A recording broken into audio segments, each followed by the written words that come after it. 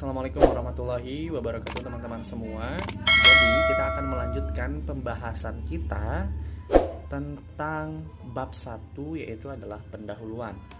Nah, dalam bab 1 pendahuluan ini akan ada beberapa hal yang akan kita bahas, di mana susunan bab 1 itu sendiri terdiri dari latar belakang, rumusan masalah, batasan masalah ini jika diperlukan, tujuan penelitian ataupun penulisan, serta manfaat penelitian ataupun penulisan.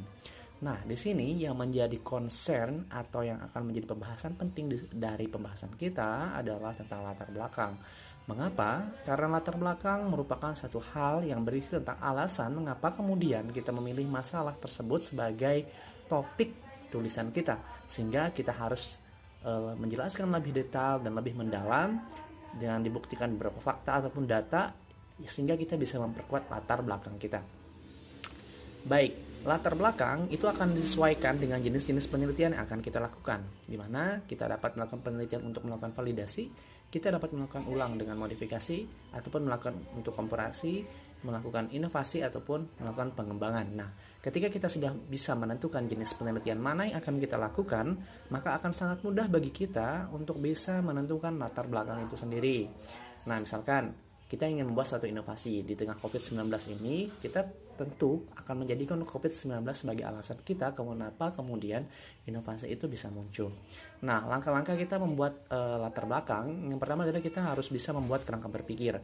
Banyak sekali penulis itu tersesat dalam tulisannya sendiri karena tidak memiliki kerangka berpikir. Artinya orientasi berpikir dari sebuah tulisan itu haruslah sangat jelas dan kita paham akan kita bawa kemana tulisan itu.